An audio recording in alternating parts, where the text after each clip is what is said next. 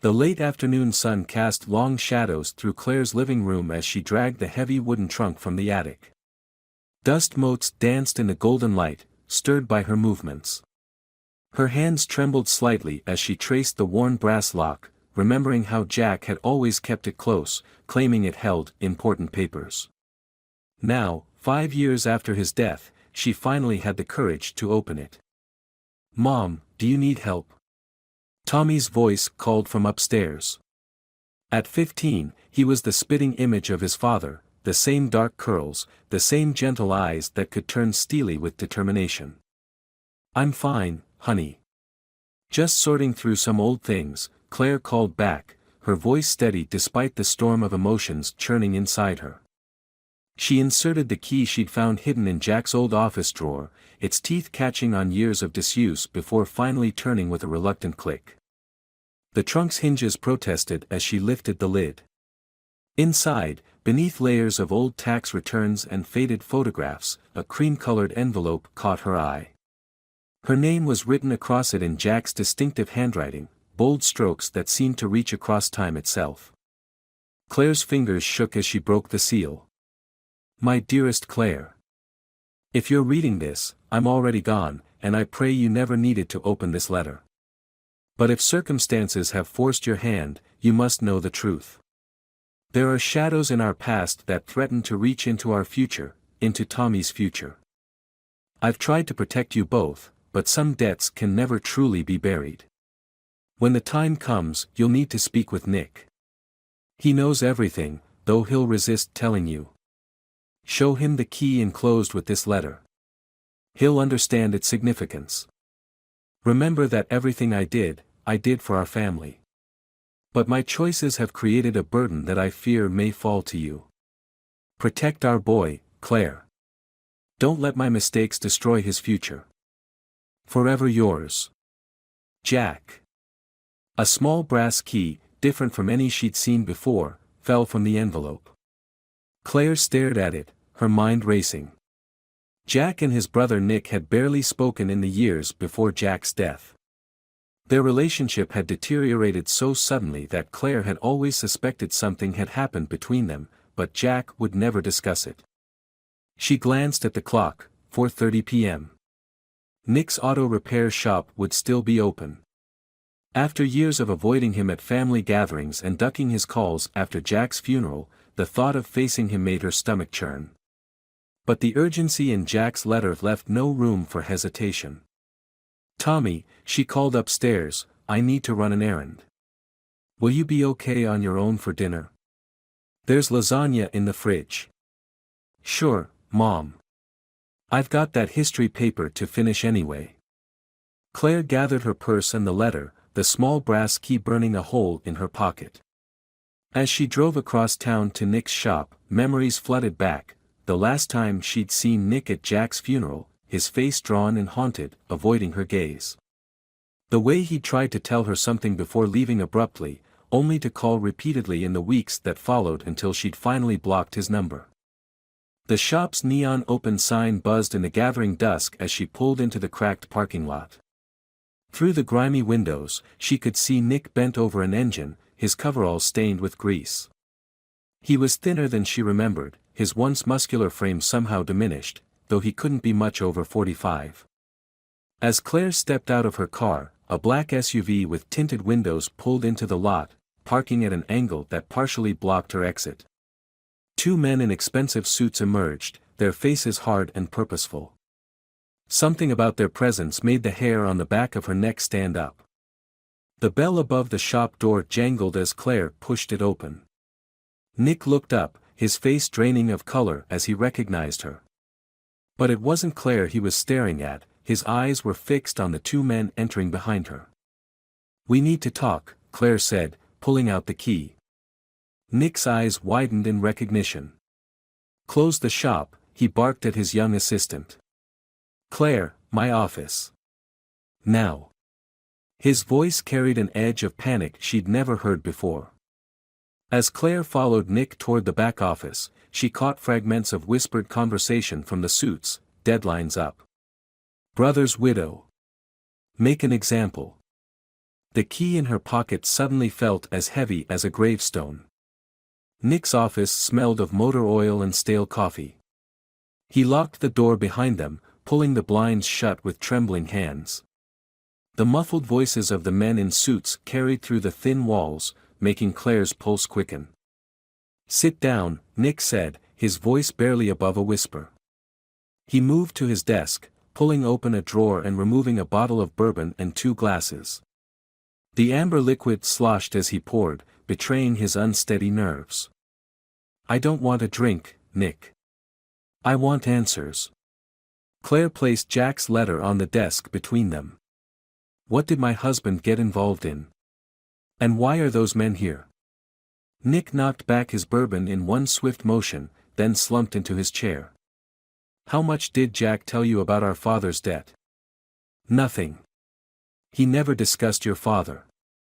"Of course he didn't." Nick's laugh was bitter. "Dad wasn't just a failed businessman, Claire. He was in deep with some very dangerous people. When he died, he left that debt to us." "Jack." Jack tried to make it right. A sharp knock at the office door made them both jump. "Mr. Sullivan?" One of the suited men called out. "We know you're in there. It's time to settle accounts." Nick's face went ashen. He reached under his desk and pressed something. Claire heard a faint click. "Listen carefully," he whispered. "Jack wasn't just paying off debt. He was gathering evidence. Names, dates, transactions, everything needed to bring down the entire operation. That's what got him killed." The words hit Claire like a physical blow. "Killed?" "The police said it was a heart attack. They made it look that way. Professional job. Clean. No questions asked." Nick's eyes darted to the door as another knock echoed through the office. "The key you brought, it opens a safety deposit box at First National. Box 447. Everything Jack collected is in there, along with enough money to pay off the debt. But if they get their hands on that evidence..." "How much is the debt?" $2 million. Plus 5 years of interest." Claire felt the room spin. "That's impossible. Jack never had that kind of money." "No, but he found it. Traced it through their laundering operations. He was going to expose everything, use the threat of exposure to clear the debt. But they found out somehow." Nick reached across the desk, gripping Claire's wrist. "They're watching Tommy's school. Your house. They're done waiting." The door handle jiggled violently. "Last chance, Sullivan," the voice called, harder now. "The boss isn't feeling patient anymore." Nick pressed a key into Claire's palm. "Back door. Through the service bay. My car's there, take it. The registration's clean, they won't trace it to me. Get Tommy and go to the Bluebird Motel on Route 16. Ask for Randy, he was Jack's friend, he'll help you. Don't use your phone, don't use your credit cards, don't trust anyone else." "Nick, I can't just. They killed my brother." Nick's whisper was fierce. "I'm not letting them kill his son too. Now go." Claire slipped through the service bay door just as she heard the office door splinter open. Nick's voice carried clearly, "Gentlemen, let's discuss this like businessmen." She was in Nick's car, hands shaking as she turned the key, when the first gunshot cracked through the evening air. The second shot came as she peeled out of the back lot, tires squealing on wet pavement. In her rearview mirror, smoke began to curl from the shop's windows. Her phone buzzed, Tommy's face lit up the screen. "Not now, baby," she whispered, fighting back tears as she declined the call. First National Bank was still open for another hour. She had to get to that safety deposit box before they did. The phone buzzed again, a text this time. Her blood ran cold as she read it at a stoplight. "Hello, Mrs. Walker. Your son has your eyes. He's safe, for now. Let's talk about your husband's mistake." Attached was a photo of Tommy, taken through her kitchen window, time-stamped 5 minutes ago. He was at the table, textbook spread around him, completely unaware of the crosshairs centered on his head. Claire's hands gripped the steering wheel so tight her knuckles turned white as she raced toward First National Bank. Her mind raced through possibilities: call the police. No, if Jack's death was covered up, they couldn't be trusted. Tommy's school. Closed at this hour. Her parents. Too obvious a target. The phone buzzed again. Another text: tick-tock, Mrs. Walker. Bank closes in 45 minutes. Choose wisely. They were watching her. Somehow, they knew exactly where she was heading.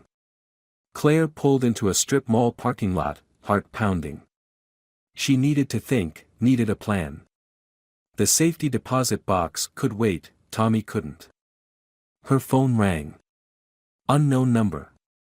Hello. Her voice trembled despite her efforts to stay calm. Randy here. The voice was gruff, weathered. Nick called. Said you might need help. Listen carefully, don't go to the bank. It's compromised. I'm sending an address to your phone. Come alone. My son is being watched by my people. We've got eyes on your house. No one's getting near him without us knowing. Trust me, Claire. Jack did. The call ended. Moments later, an address appeared, a warehouse district on the outskirts of town.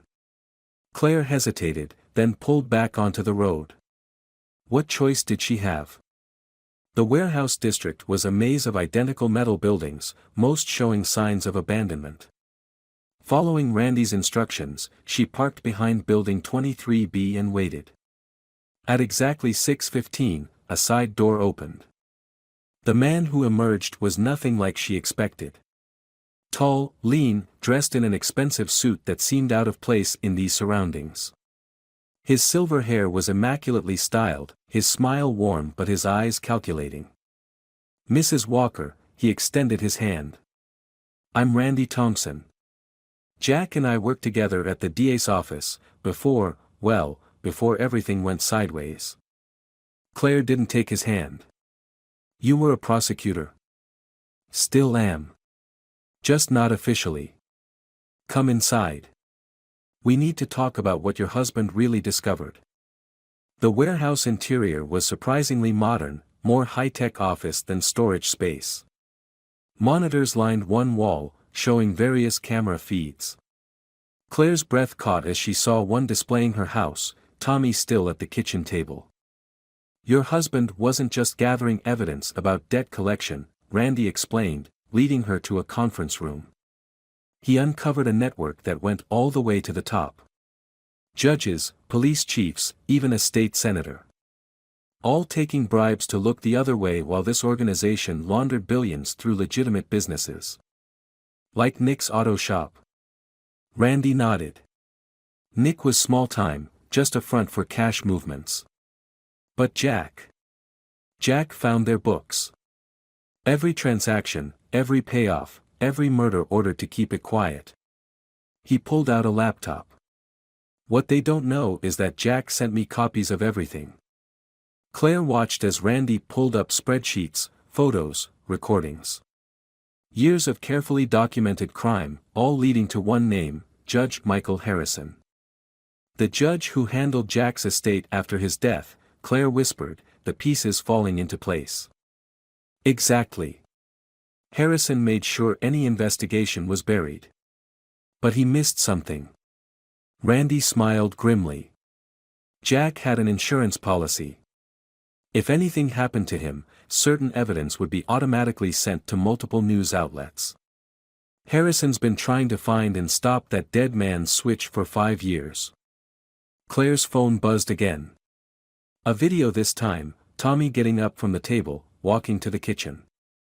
The camera followed his movement. The message below, 1 hour. Bring everything from the safety deposit box to the old cement factory. Or we test how well your son can swim with concrete shoes. They're going to kill him anyway, aren't they? Claire's voice was surprisingly steady. Randy nodded slowly. Once they have the evidence, they'll eliminate any loose ends. That includes both of you. Then we need to strike first. Claire stood, a plan forming. You said you have copies of everything? Yes, but... And you have people watching my house? People who can get Tommy out safely? Randy's eyes narrowed. What are you thinking? I'm thinking it's time to trigger Jack's dead man switch. But first, she pulled out her phone. I need to make a call to my dear brother-in-law's wife. Sarah deserves to know what her husband's been hiding in their offshore accounts. Randy's smile widened. Now you're thinking like Jack. As Claire dialed Sarah's number, she glanced at the security feed. The men watching her house were about to learn a painful lesson: never threaten a mother's child. The phone rang twice before Sarah answered. Claire. What's going on? The police are at Nick's shop. They're saying there was a shooting. Sarah, we need to talk about the real reason Nick never let you see his business accounts. And about the $8 million he's been hiding in the Cayman Islands. Sarah's revelation hit the criminal organization like a tornado. Within hours, Nick's offshore accounts were frozen, leaving the group scrambling to cover their tracks. But for Claire, the victory was short-lived. They've moved Tommy, Randy announced, bursting into the conference room. The security feed now showed an empty kitchen, signs of a struggle evident in the overturned chair and scattered textbooks. Our people lost him at the interchange. They're good, professional good. Claire felt her world tilting. You said you had people watching him. We did. Randy's face hardened. Someone tipped them off about our surveillance. Someone who knew our protocols. He turned to his laptop, fingers flying across the keyboard. There. The call came from this building, 15 minutes ago. The realization hit Claire like a physical blow. You think one of your people is working for them? I know they are. Randy slammed the laptop shut. And I think I know who. The question is, how much did they tell Harrison? Claire's phone lit up with a new message. No words this time, just a video. Tommy, blindfolded and tied to a chair, his school uniform torn at the shoulder. A hand appeared in frame, holding today's newspaper. Then the video cut to Judge Harrison himself, sitting behind his mahogany desk, looking every bit the respected judicial figure. Mrs. Walker, his voice was smooth as aged whiskey, I believe it's time we had a conversation about your husband's unfortunate hobby. Bring the contents of box 447 to my chambers. You have 1 hour. And Claire. Do come alone. Your FBI friend Mr. Thompson has caused enough trouble already. Claire's head snapped up. FBI. Randy's expression turned grim. Former FBI. Officially, I was dismissed for drinking on the job. Unofficially. He pulled out his phone, showing her a photo, himself and Jack, years younger, standing outside the FBI field office. Your husband was my informant. We were building a RICO case against Harrison's entire operation. Then Jack got cold feet, said they were threatening his family. Next thing I knew, he was dead and I was being investigated for evidence tampering. Why didn't you tell me this before? Because I needed to know if you were really in the dark about everything. Jack swore you knew nothing, but after he died. Randy shrugged. Let's just say trust is hard to come by in my line of work. A commotion erupted in the hallway, shouts, then gunfire. Randy moved with practiced efficiency, pulling a gun from his ankle holster. Back door, now. My car's out there, red Audi. Get to the bank, get the box. I'll hold them. The conference room window exploded inward. Randy jerked, red blooming across his crisp white shirt. As he fell, he pressed something into Claire's hand, a small key card. Jack's real evidence, he gasped. Storage unit. 23, Airport Road. More gunfire peppered the room. Claire crawled toward the back door, Randy's key card clutched tight. Through the chaos, she heard heavy boots approaching, voices shouting commands. She made it to Randy's Audi, glass crunching under her feet. As she peeled out of the parking lot, her rearview mirror showed armed men emerging from the warehouse. Not Harrison's usual thugs, these moved with military precision. Her phone rang. Sarah. Claire. Oh God, Claire, they took Nick from the hospital. They said they'd kill him if I didn't tell them about your location. I'm so sorry, I had to. Where did they take him? The cement factory. They said they're going to make an example of him. Claire, there's something else. The offshore account? It wasn't Nick's. The money, it was Jack's. Nick was just holding it for him. Claire's grip tightened on the steering wheel as pieces of the puzzle shifted. Jack's money. Nick's silence. The evidence Randy died protecting. Her phone buzzed with another text, change of plans. Cement factory. 30 minutes. Bring everything, the box, the storage unit key, and that key card you just took from Randy. Or we find out if your son takes after his father in more ways than one. Like, say, surviving a heart attack. Claire touched the key card in her pocket, then pulled up her GPS. Airport Road was in the opposite direction from the cement factory. Tommy was running out of time. And now she had to choose, her son's life, or the evidence that could bring down an empire of corruption. The traffic light ahead turned red. In the adjacent lane, she noticed a black SUV with tinted windows.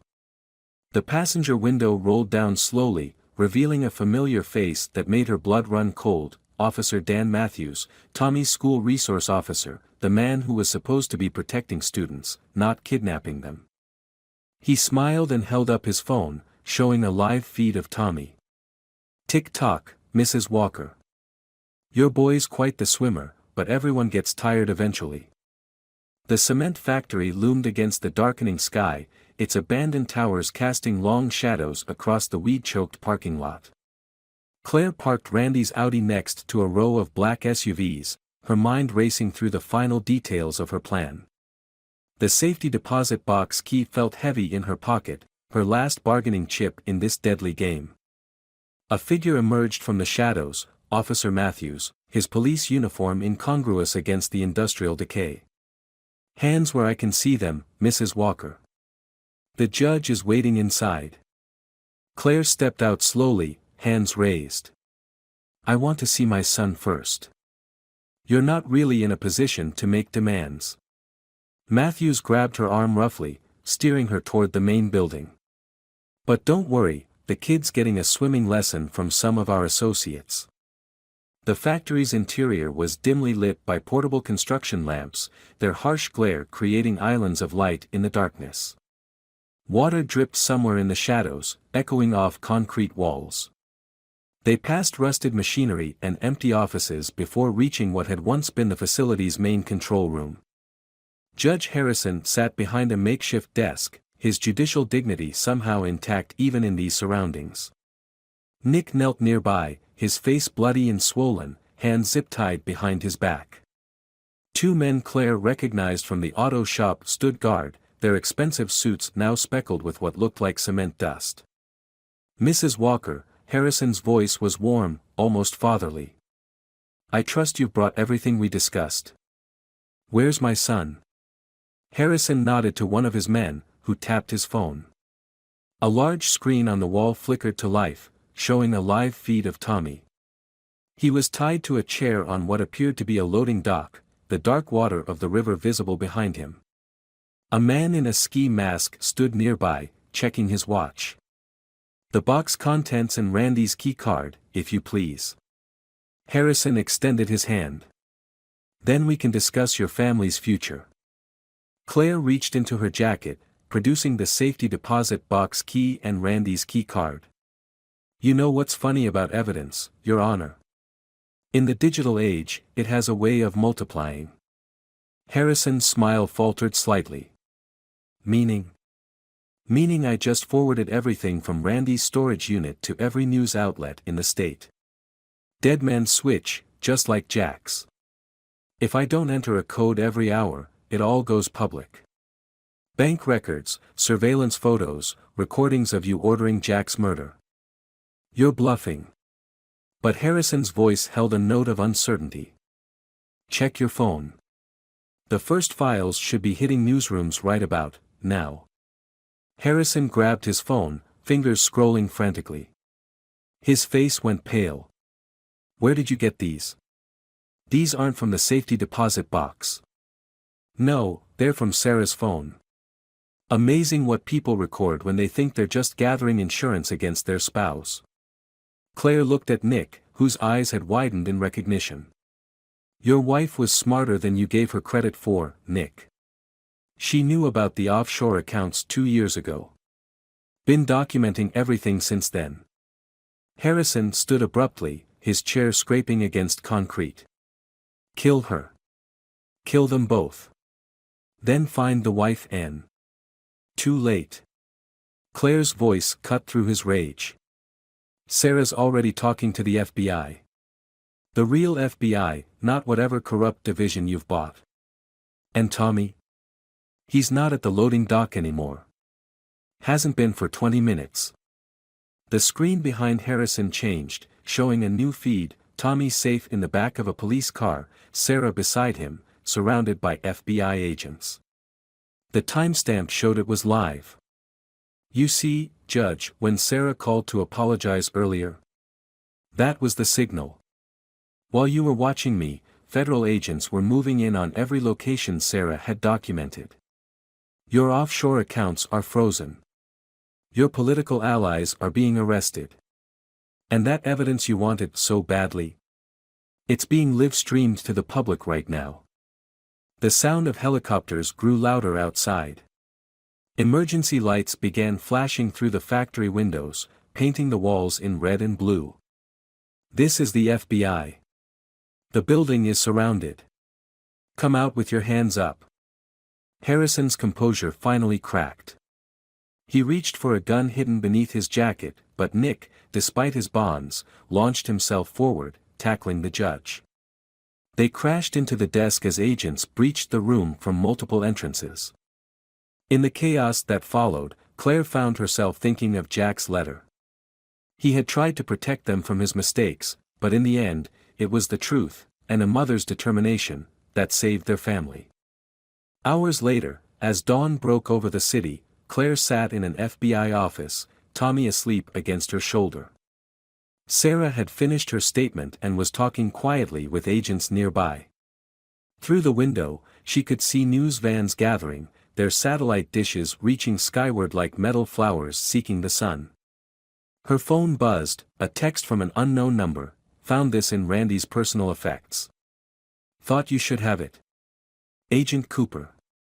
It was a photo of Jack and Randy, dated just days before Jack's death. They were smiling, holding up papers that Claire now recognized as the early evidence against Harrison. But it was the inscription on the back that made her breath catch.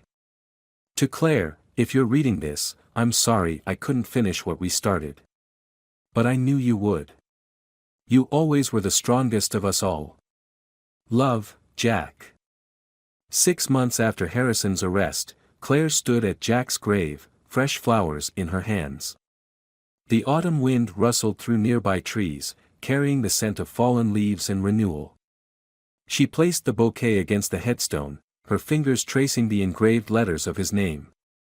The jury reached a verdict yesterday, she said softly. Harrison and his entire network, guilty on all counts.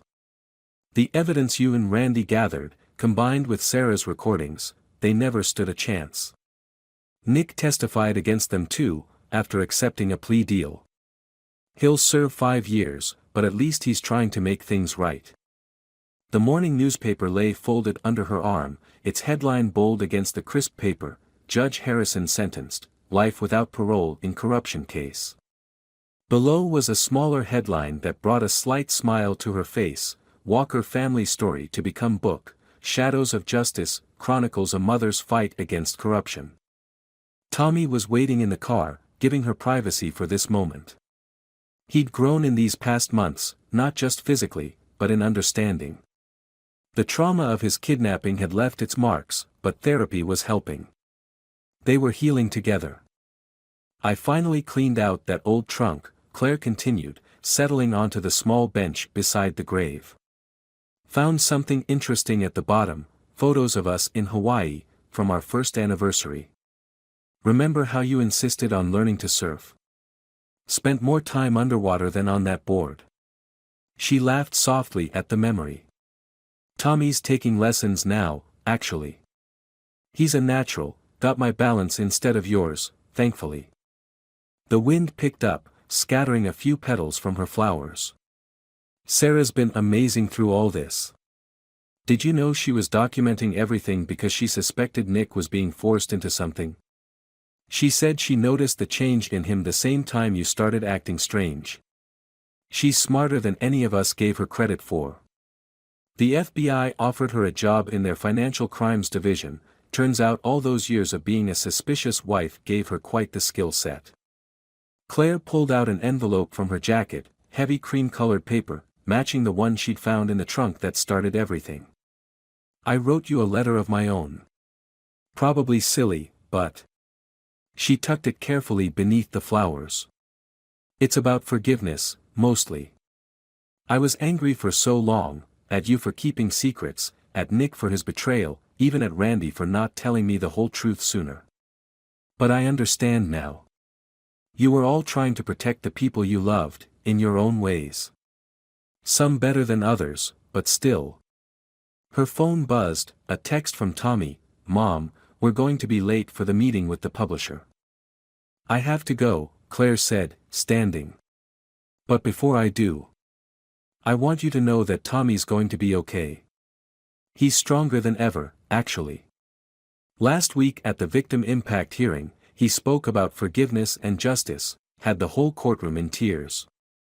He's talking about becoming a prosecutor, can you believe it? Says somebody needs to fight for families like ours. She touched the headstone one last time. You tried to shield us from your past, but in the end, facing it made us stronger.